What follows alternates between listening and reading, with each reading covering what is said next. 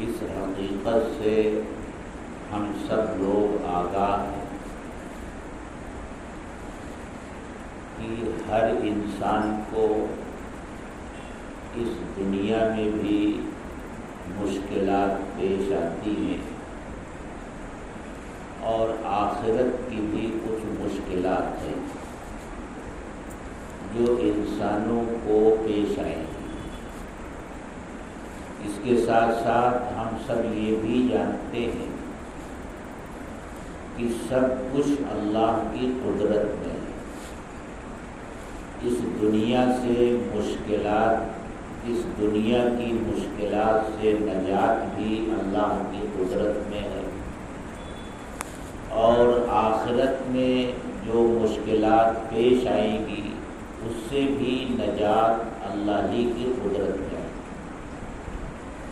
اللہ جسے چاہتے ہیں اس دنیا کی مشکلات سے بھی نجات دیتے ہیں اور آخرت کی مشکلات سے بھی نجات دیتے ہیں۔ لہذا جب یہ دونوں چیزیں ہمیں معلوم ہیں کہ مشکلات اور آفات یہاں بھی ہیں، مشکلات اور آفات وہاں بھی ہیں، اور ان دونوں جگہوں کی مشکلات اور آفات سے نجات اللہ ہی دے سکتے ہیں، تو ہمیں یہ چاہیے کہ ہر وقت دنیا اور آخرت کی ہر مشکل سے ہم اللہ کی پناہ مانگیں۔ اللہ کی پناہ میں آنے کے بعد ہی انسان دنیا کی آفات اور مصائب اور آخرت کے آفات اور مصائب سے نجات پا سکتا ہے۔ اس کے علاوہ آفات اور مصائب سے نجات پانے کا کوئی اور ذریعہ نہیں ہے۔ اس لیے ہر انسان کو ہمہ وقت ہر طرح کی آفات اور مصائب سے اللہ کی پناہ مانگنی چاہیے۔ اسی لیے خود اللہ نے اور اللہ کے رسول صلی اللہ علیہ وسلم نے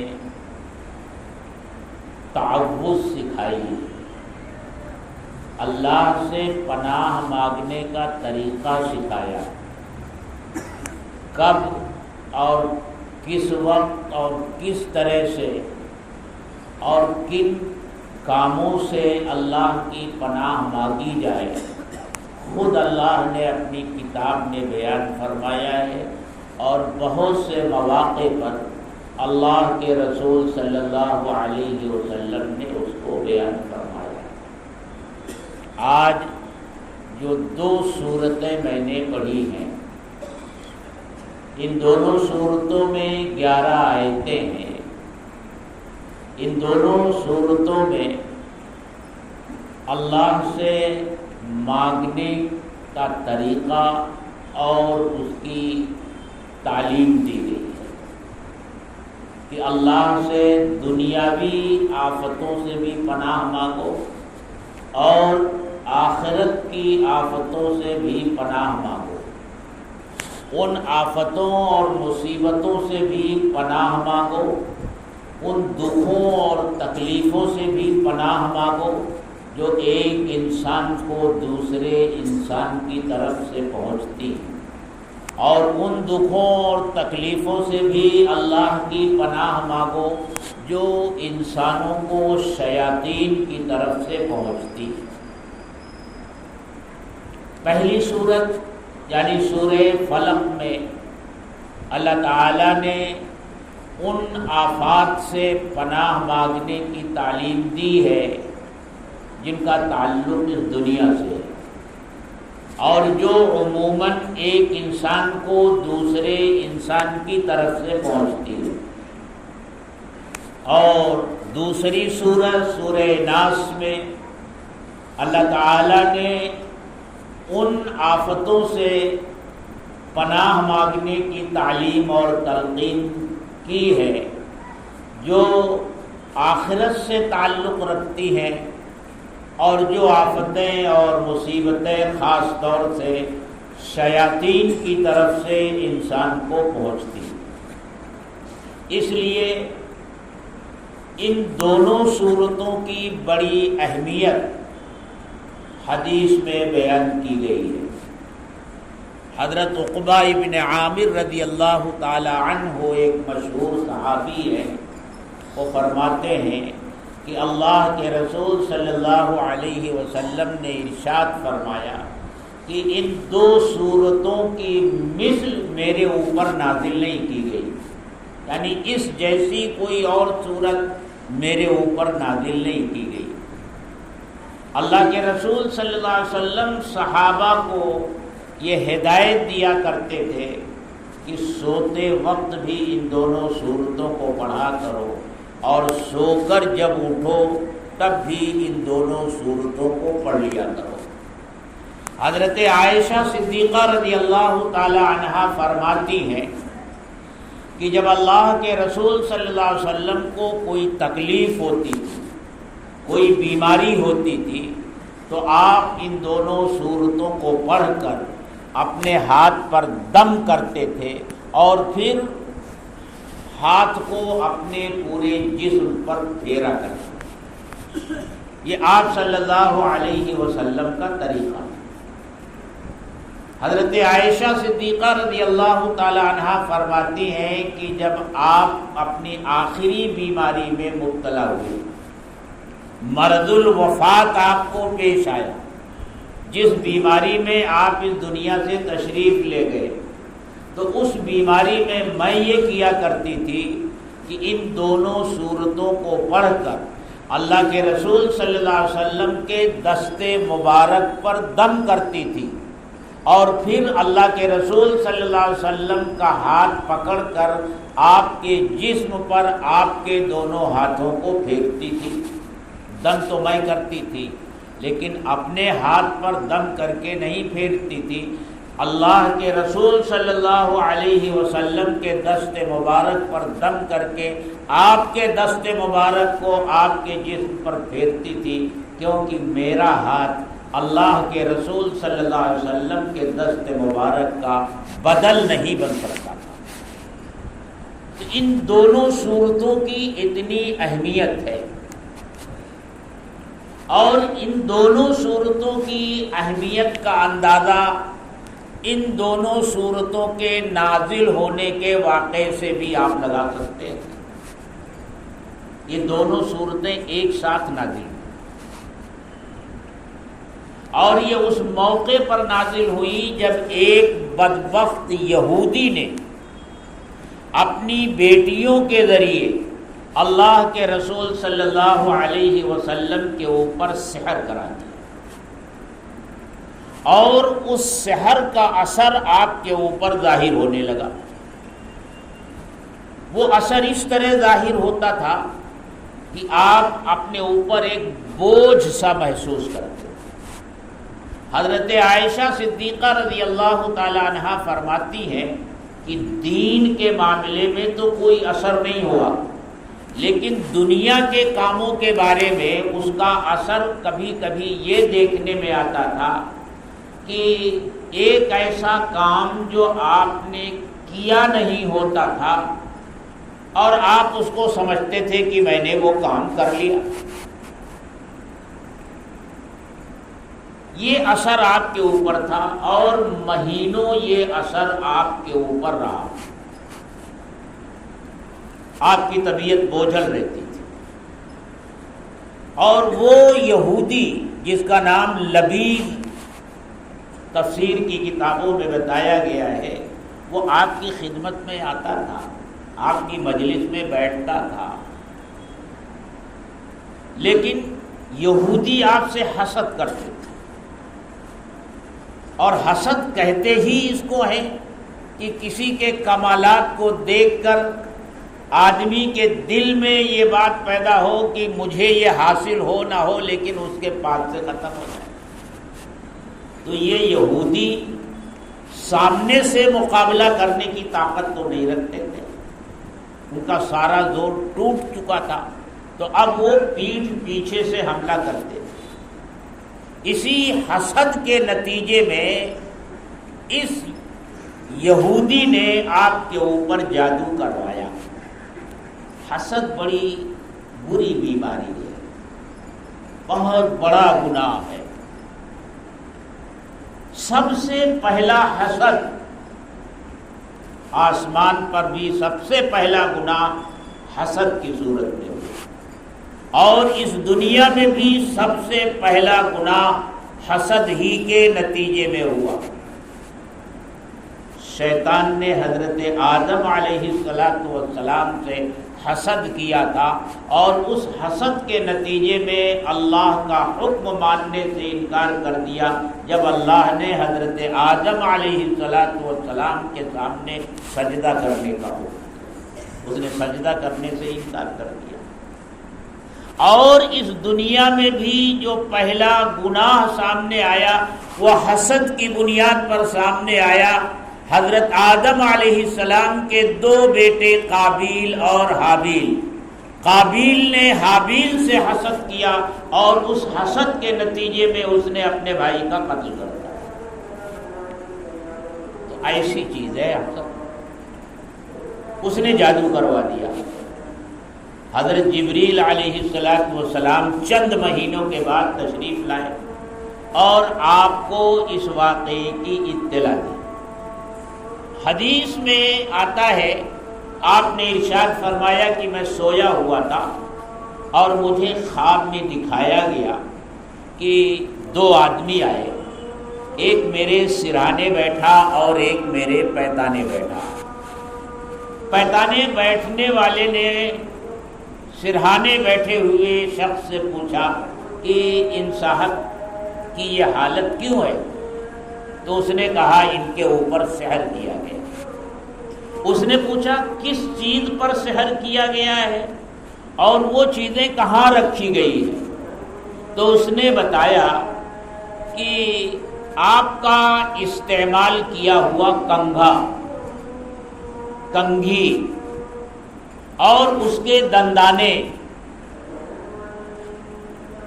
وہ ہیں، ان پر سحر کیا گیا۔ اور پھر تانت کی رسی، اس میں گرہیں ڈالی گئی ہیں، 11 گرہیں، اور ہر گرہ میں ایک سوئی ڈالی ہوئی ہے، اور اس پر جادو کیا گیا ہے۔ اور ان چیزوں کو کھجور کا جو پھل ہوتا ہے، اس کے اوپر جو اس کا غلاف ہوتا ہے، جو پتے ہوتے ہیں جس میں وہ کھجور کا پورا وہ چھپا ہوا ہوتا ہے، اس غلاف میں ڈال کر بیر زروان کے پانی کے نیچے پتھر سے اس کو دبایا گیا۔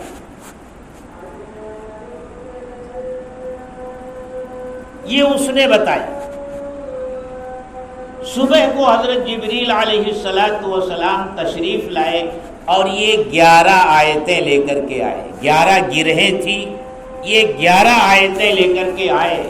اللہ کے رسول صلی اللہ علیہ وسلم صحابہ کے ساتھ اس کنویں پر تشریف لے گئے، اور اس کنویں کو دیکھ کر اور اس جگہ کو دیکھ کر آپ نے ارشاد فرمایا، خواب میں مجھے یہی جگہ دکھلائی گئی ہے۔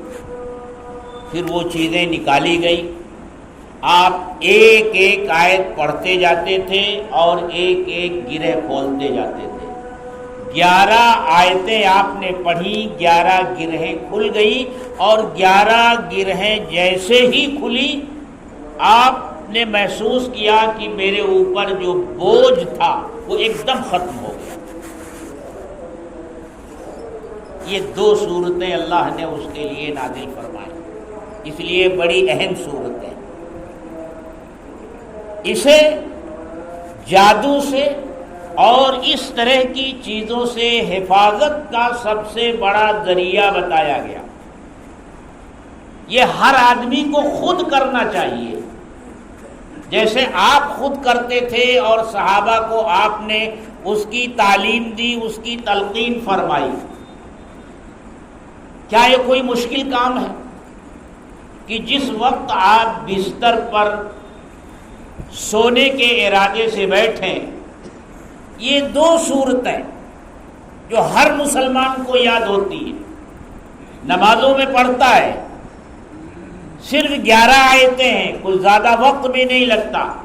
ان دونوں صورتوں کو پڑھ کر اپنے ہاتھ پر دم کرے اور پورے جسم پر جہاں تک ہاتھ پہنچتا ہے پھیر لے اور سو جائے. صبح کو یہی عمل کر لے. اور بعض روایتوں میں آتا ہے کہ ہر فرض نماز کے بعد ان دونوں صورتوں کو پڑھ لیا کرے، پھر وہ ہر قسم کے شرور اور آفات سے انشاءاللہ محفوظ رہے گا. آپ صحابہ کو یہ تعلیم فرماتے تھے، صحابہ یہ کرتے تھے. اور آج ہمارا حال یہ ہو گیا ہے کہ ہم کو خود کچھ نہیں کرنا چاہیے، بس مولوی صاحب کے پاس جا کر ان سے دم کروائیں. خود کیجئے.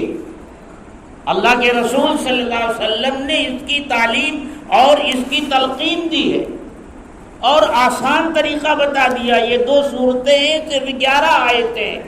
صبح و شام اسے پڑھ کر اپنے اوپر دم کر لیا کیجئے. اور اس کا طریقہ یہ ہے کہ ہاتھ پر دم کر کے اپنے جسم پر اپنے ہی ہاتھ کو پھیر لیا کیجئے. تو آج میں نے یہ 2 صورتیں پڑھی ہیں.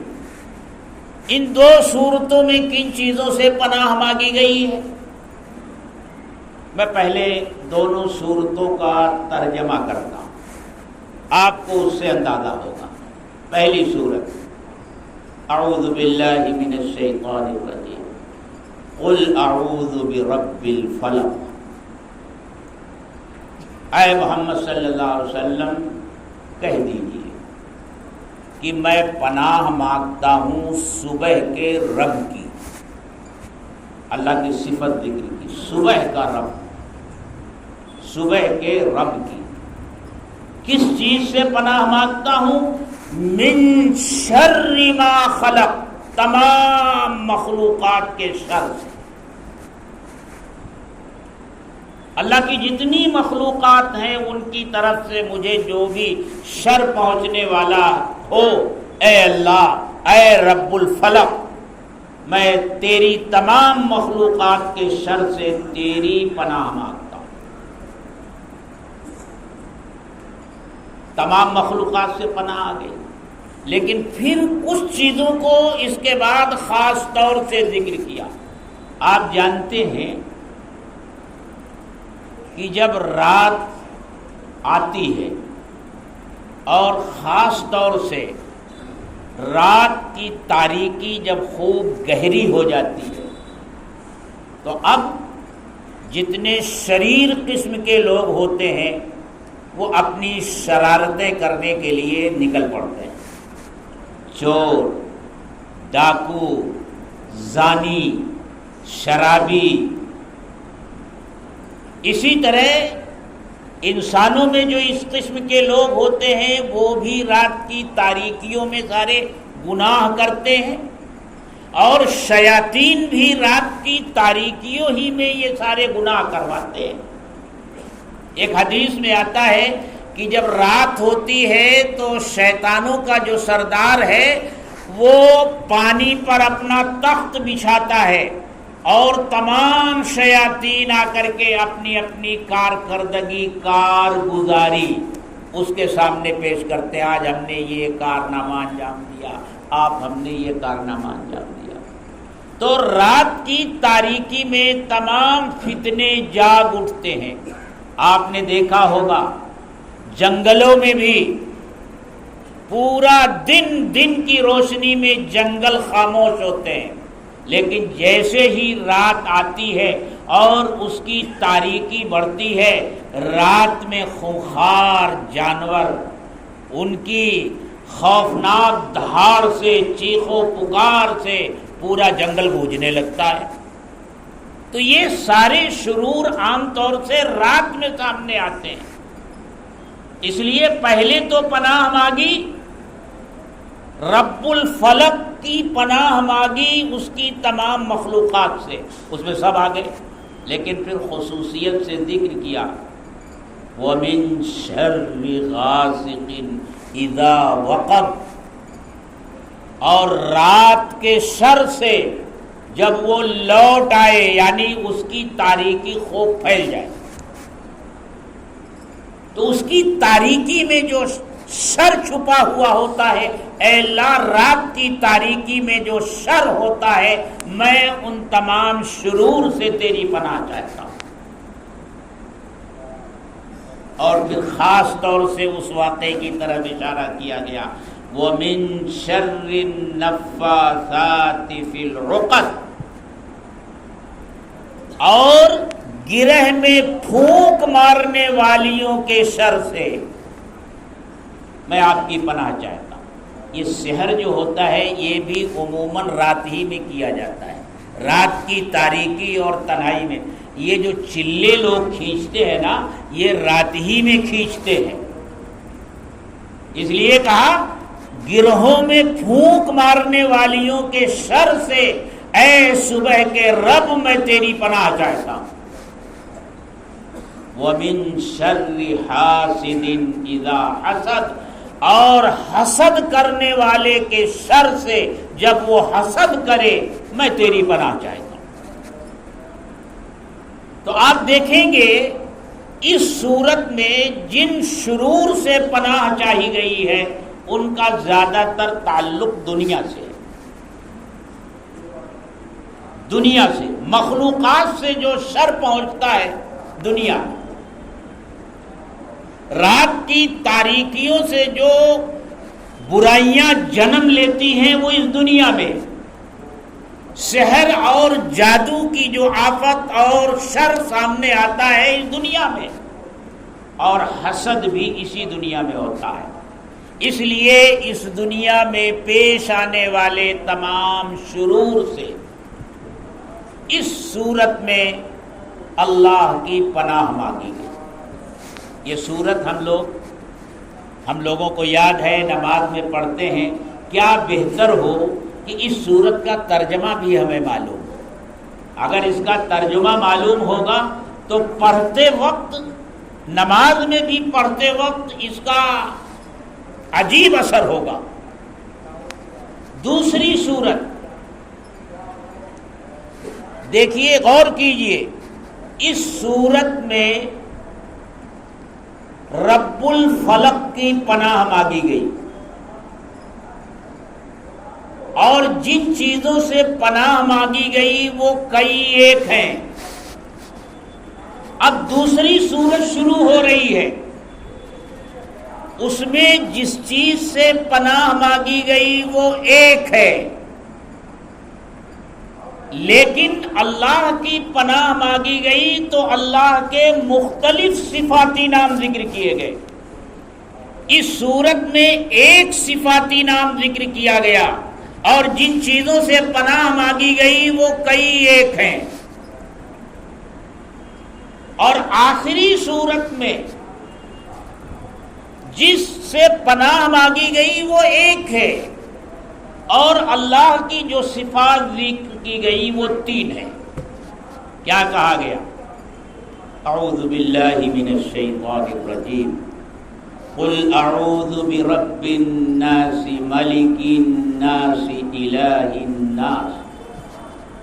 آپ کہہ دیجئے میں پناہ مانگتا ہوں لوگوں کے رب کی،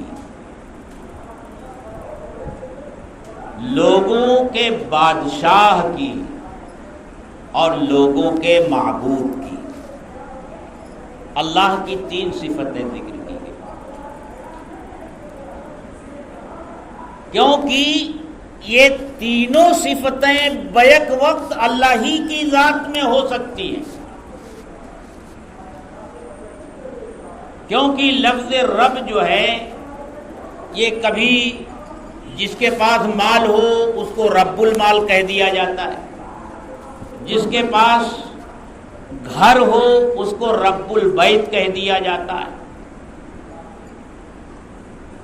اسی طرح بادشاہ کا لفظ بھی بہت سے لوگوں پر بولا جاتا ہے، لیکن ایک ہی ذات جو رب بھی ہو، بادشاہ بھی ہو، معبود بھی ہو، وہ صرف اللہ کی ذات ہے۔ یہ تینوں صفتیں صرف اللہ کی ذات میں۔ تو کیا سکھایا جا رہا ہے؟ اے محمد صلی اللہ علیہ وسلم، آپ کہہ دیجئے میں پناہ مانگتا ہوں لوگوں کے رب کی، لوگوں کے بادشاہ کی اور لوگوں کے معبود کی۔ کس چیز سے؟ من شر الوسواس الخناس، بہت زیادہ وسوسہ ڈالنے والے کے شر سے جو پیچھے ہٹ جاتا ہے، یہ شیطان ہے۔ بہت زیادہ وسوسہ ڈالنے والے کے شر سے جو پیچھے ہٹ جاتا ہے، یعنی وہ وسوسے ڈالتا ہے پیچھے ہٹتا ہے، وسوسے ڈالتا ہے پیچھے ہٹتا ہے۔ جس طرح آپ نے بچوں کو ایک دوسرے کے ساتھ شرارت کرتے ہوئے کبھی دیکھا ہو کہ پیچھے سے آ کر کے ایک ٹوکا لگا دیا اور جب یہ مڑ کے دیکھتا ہے تو پیچھے ہٹ جاتا ہے۔ حدیث میں فرمایا گیا اسی طرح شیطان ہے، وہ بیٹھا رہتا ہے، انتظار کرتا رہتا ہے کہ بندے کا دل جب اللہ کے ذکر سے غافل ہو تو وہ اپنا انجیکشن لگاتا ہے، وسوسہ ڈالتا ہے، اور جیسے ہی اس نے ذکر شروع کیا یہ پیچھے ہٹ جاتا ہے۔ تو فرمایا بہت زیادہ وسوسہ ڈالنے والے کے شر سے جو پیچھے ہٹ جاتا ہے۔ الذی یوسوس فی صدور الناس، جو وسوسے ڈالتا ہے لوگوں کے دلوں میں۔ اور پھر آگے ایک اور عجیب بات کہی گئی، یہ وسوسہ ڈالنے والے شیاطین جو ہے نا، یہ صرف جناتوں میں سے نہیں ہوتے، انسانوں میں بھی ہوتے۔ یہ شیطان جناتوں میں بھی ہوتے ہیں اور شیطان صفت لوگ انسانوں میں بھی ہوتے ہیں۔ تو وسوسہ ڈالنے والے کے وسوسے سے پناہ مانگی گئی، جس چیز سے پناہ مانگی گئی وہ ایک، لیکن اس موقع پر اللہ کی تین صفتیں ذکر کی گئی۔ اس سے کیا پتہ چلا؟ اس سے پتہ چلا کہ دنیا کی مخلوقات کے ذریعے جو شرور انسانوں کو پیش آتے ہیں وہ کتنے ہی خطرناک کیوں نہ ہوں، لیکن شیطانی وسوسے سے وہ کم خطرناک ہوتے ہیں۔ اس لیے وہاں صرف اللہ کی ایک صفت کے ساتھ پناہ مانگی، اور شیطان کی طرف سے پیش آنے والے وسوسے اتنے خطرناک ہوتے ہیں، اتنے خطرناک ہوتے ہیں کہ اللہ ہی اس سے حفاظت فرما سکتے ہیں۔ اس لیے اللہ کی دہائی دی گئی، اے رب الناس، اے ملک الناس، اے الہ الناس، میں آپ کی پناہ چاہتا ہوں بہت زیادہ وسوسہ ڈالنے والے سے جو وسوسہ ڈالتا ہے اور پیچھے ہٹ جاتا ہے۔ تو ان دونوں صورتوں میں اللہ سے پناہ مانگنے کی تعلیم اور تلقین کی گئی، اور شیطانی وسوسہ کتنا خطرناک ہوتا ہے اور کہاں کہاں وہ وسوسے ڈالتا ہے، اس کا اندازہ آپ اس سے لگائیے کہ وہ ہمیشہ اپنے پورے لشکر کے ساتھ چاق و چوبند رہتا ہے، اپنے کام سے ایک لمحہ کے لیے بھی وہ غافل نہیں رہتا، کیونکہ اللہ کے سامنے وہ چیلنج کر کے آیا ہے۔ سجدہ کرنے نہ کرنے کی وجہ سے جب اسے راندہ درگاہ بنایا گیا تو اس موقع پر اس نے 2 درخواستیں اللہ کے سامنے پیش کی تھی۔ کیا کہا؟ رب انذرنی الی یوم یبعثون، اے اللہ مجھے مہلت دے دیجئے اس دن تک جس دن لوگ اٹھائے جائیں گے۔ کتنا بڑا عارف ہے شیطان، بہت بڑا عالم بھی تھا، بہت بڑا عابد بھی تھا، اور بہت بڑا عارف بھی تھا۔ عالم تو اتنا بڑا تھا کہ اسے فرشتوں کا استاد بنایا گیا، معلم الملکوت، فرشتوں کا معلم. اور عابد اتنا بڑا کہ مفسرین لکھتے ہیں 9 لاکھ سال تک اس نے اللہ کی عبادت کی. کوئی حصہ ایسا آسمانوں پر نہیں جہاں اس نے سجدہ نہ کیا. اتنا بڑا عابد تھا اور اللہ کی ذات اور صفات کو اچھی طرح جاننے والا اور پہچاننے والا. عارف اسی کو کہتے ہیں جو اللہ کی ذات اور صفات کو اچھی طرح پہچانتا. وہ جتنا بڑا عارف تھا اس وقت کوئی اس کے مقابلے کا عارف موجود نہیں تھا. یہ اس کے عارف ہونے کی ہی دلیل ہے.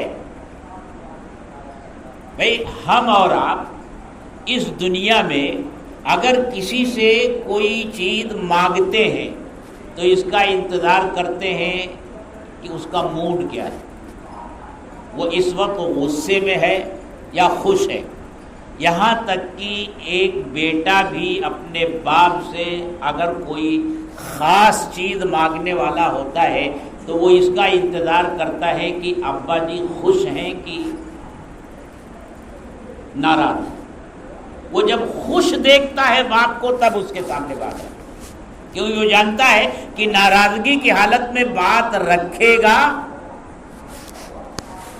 تو باپ ڈانٹ دے گا. اسی طرح ہم اس دنیا میں جس کسی سے بھی کوئی چیز مانگنے والے ہوتے ہیں تو اس موقع کا انتظار کرتے ہیں، کیونکہ ہم جانتے ہیں کہ انسان کی طبیعت اچھے برے حالات کا اثر قبول کرتی ہے. جب اس کے سامنے اچھے حالات آتے ہیں تو انسان خوش ہوتا ہے، ناموافق حالات آتے ہیں تو ناموافق حالات کا اثر انسان کی طبیعت پر پڑتا ہے. انسان کی طبیعت اچھے برے حالات کو قبول کرتی، لیکن اللہ تعالیٰ کے اوپر ایسا اثر نہیں، کوئی نہیں جانتا. لیکن شیطان یہ جانتا ہے کہ اللہ اس وقت ضرور غصے میں ہے، لیکن ان کی رحمت ان کے غصے پر غالب ہے. اس غصے کی حالت میں بھی اگر اللہ سے مانگا جائے تو اللہ اس غصے کی بھی حالت میں انکار نہیں کریں گے. یہ عارف ہے. کیا اس نے مانگا؟ رب انذرنی الی یوم یبعثون. بڑی چالاکی کے ساتھ اس نے یہ بات مانگی کہ اسے موت نہ آئے. جانتے ہیں قیامت ہوگی، سور پھونکا جائے گا تو سب کو موت آ جائے گی سوائے اللہ. ساری مخلوقات کو موت آ جائے گی. موت کے اس مرحلے سے جب سب گزر چکیں گے اس کے بعد جو سور پھونکا جائے گا تو پھر لوگ زندہ ہو کر اٹھیں گے. اس کو یوم بعث کہا گیا. تو وہ جو مہلت مانگ رہا ہے یوم قیامت تک کی مہلت نہیں مانگ رہا ہے، یوم بعث تک کی مہلت مانگ رہا ہے. جب لوگ قبروں سے اٹھائے جائیں گے یعنی موت کا مرحلہ گزر چکا ہوگا، گویا وہ اپنی دعا میں یہ مانگ رہا ہے اللہ مجھے موت نہ آئے، مجھے قبروں سے اٹھائے جانے والے دن تک کی مہلت دے دیجئے. لیکن بھلا اس کی چالاکی اللہ سے کہاں چل سکتی تھی؟ اللہ تعالیٰ نے فرمایا جا، ہم نے تجھے ایک معلوم وقت تک کے لیے مہلت دے دی. یہ نہیں کہا کہ یوم بعث تک کی مہلت دے دی، ایک معلوم وقت تک کے لیے یعنی قیامت تک کے لیے مہلت دے دی. جب قیامت آئے گی، جب سب کو موت آئے گی، تجھے بھی مرنا ہی ہوگا. اس وقت اللہ کی ذات کے علاوہ کوئی باقی نہیں رہے گا. تو اس کی یہ دعا قبول ہو گئی. پھر اس نے کیا کہا؟ قال فبما اغویتنی لَأَقْعُدَنَّ لَهُمْ صِرَاطَكَ الْمُسْتَقِيمَ. آپ نے جس وجہ سے مجھے گمراہ کیا تو میں آپ کے سیدھے راستے پر بیٹھوں گا. اسے یہ معلوم تھا کہ میری یہ تباہی جو ہوئی ہے میری نافرمانی کی وجہ سے ہوئی ہے، لیکن اس کا قصوروار اس نے انسان کو ٹھہرایا کہ یہ انسان نہ ہوتا، اس کو سجدہ کرنے کا حکم نہ دیا گیا ہوتا تو مجھ سے نافرمانی کا گناہ بھی نہ ہوا ہوتا، اس لیے اس نے اپنا دشمن انسان کو بنا لیا. ثم لآتینہم من بین ایدیہم ومن خلفہم وعن ایمانہم وعن شمائلہم ولا تجد اکثرہم شاکرین. اے اللہ میں ان کے اوپر حملہ کروں گا، سامنے سے بھی، پیچھے سے بھی، دائیں سے بھی، بائیں سے بھی، اور میری ایک پیشین گوئی ہے اللہ سن لیجئے، ان میں سے اکثریت آپ کی ناشکر گزار ہوگی. تو اللہ تعالیٰ نے اس سے کیا کہا تھا؟ جا ان عبادی لیس لک علیہم سلطان. میرے جو بندے میری راہ پر چلنے والے ہوں گے، میری مرضی پر چلنے والے ہوں گے، میرے حکم کو مان کر زندگی گزارنے والے ہوں گے، ان کے اوپر تیرا کوئی بس نہیں چلے گا. الا من اتبعک من الغاوین. ہاں وہ گمراہ لوگ جو تیرے بتائے ہوئے راستے پر چلیں گے انہی پر تیرا بس چلے گا، میرے بندوں پر تیرا بس نہیں چلے گا. میں تیرے وساوس سے، تیرے شر سے اپنے مخلص بندوں کو محفوظ رکھوں گا. اور شیطان سے خود کہا، اللہ نے یہ بات کہی، لیکن اس کے باوجود وہ اپنی محنت میں لگا ہوا ہے. اللہ تعالیٰ نے جس طرح اپنے فرشتوں کی حفاظت میں انسان کو رکھا ہے، فرشتوں کا پہرا ہر انسان کے ساتھ اللہ نے لگایا ہے. ایک ایک آدمی کے ساتھ کئی کئی فرشتے ہیں اللہ کے، اور وہ فرشتے انسان کی حفاظت کرتے ہیں. ان کی ڈیوٹیاں رہتی ہیں، صبح کے فرشتے اور شام کے فرشتے اور کئی کئی فرشتے. بعض روایتوں میں آتا ہے کہ ایک انسان کے لیے اللہ نے 60 فرشتے رکھے ہیں. اس کے بعد یہ صرف نامہ اعمال لکھنے والے ہی فرشتے نہیں ہیں، یہ تو ہیں ہی، ان کے علاوہ بہت سے حادثات سے بچانے والے فرشتے. واقعات آئے دن ہم پڑھتے رہتے ہیں، بھئی ایسا کار ایکسیڈنٹ ہوا کہ کار کو دیکھ کر یہ سوچا بھی نہیں جا سکتا کہ اس میں جتنے لوگ تھے وہ سب محفوظ ہوں گے، لیکن پتہ چلا کہ کار تو تباہ ہو گئی اور اس میں جتنے مسافر تھے سب سلامت رہے. کئی منزل کی بلڈنگ سے کوئی ایک بچہ نیچے گرا اور زندہ سلامت رہا. ایسے واقعات ہم پڑھتے رہتے ہیں. یہ اللہ کی طرف سے وہ حفاظت کا انتظام ہے. ہاں جب کوئی ایسا حادثہ جس میں اللہ کو منظور ہوتا ہے کہ یہ پیش ہی آئے اور اس حادثے کے نتیجے میں انسان کی جان چلی جائے تو فرشتوں کا پہرا اس وقت ہٹا دیا. اللہ کے رسول صلی اللہ علیہ وسلم نے ایک موقع پر ارشاد فرمایا، اگر فرشتوں کا پہرا نہ ہو تو انسانوں کو یہ شیاطین اچک لے جائیں، اٹھا لے جائیں. اسی طرح اس نے بھی اپنے کارندے لگا رکھے ہیں ہر انسان کے ساتھ. جی ہم اور آپ یہاں بیٹھے ہیں نا، فرشتے بھی ہیں تو اس کے بھی کارندے یہاں ہیں. حدیث میں کیا آتا ہے، جب اذان ہوتی ہے تو جہاں تک اذان کی آواز جاتی ہے شیطان وہاں تک بھاگ جاتا ہے. اور بھاگتا بھی کیسے ہے؟ وَلَهُ ذُرَاعٌ، پادتا ہوا بھاگتا ہے. اردو میں ٹھیٹھ لفظ میں ترجمہ کریں تو شیطان بھاگتا ہے پادتا ہوا، ہوا خارج کرتا ہوا. یہ ہوا کیوں خارج کرتا ہے؟ اس کی دو وجہ بتائی گئی. ایک تو یہ کہ وہ نالائق اذان کی آواز کی توہین کرنے کے لیے جان بوجھ کر پادتا ہے، اور دوسری وجہ یہ ذکر کی گئی جان بوجھ کر نہیں، اذان کے کلمات میں جو اثر ہے اس اثر سے وہ ڈرتا ہے، اور اس ڈر کی وجہ سے ہوا خارج ہوتی رہتی ہے، بھاگتا ہے. لیکن پھر جب نماز کی صفیں درست ہو جاتی ہے نا تب وہ آ جاتا ہے، اور پھر جہاں دیکھتا ہے کہ دو آدمی تھوڑا فاصلے سے کھڑے ہوئے ہیں نا وہاں بیچ میں کھڑا ہو جاتا ہے، اور پھر وسوسے ڈالنا شروع ہو. جتنی بھولی بسری باتیں ہیں وہ نمازی کو یاد دلانے لگتا ہے. ارے بھائی تو گھر سے آیا ہے، تیرے جیب میں جو پیسہ تھا تو فلاں جگہ رکھ کے آ گیا، ارے کوئی اس کو اٹھا نہ لے.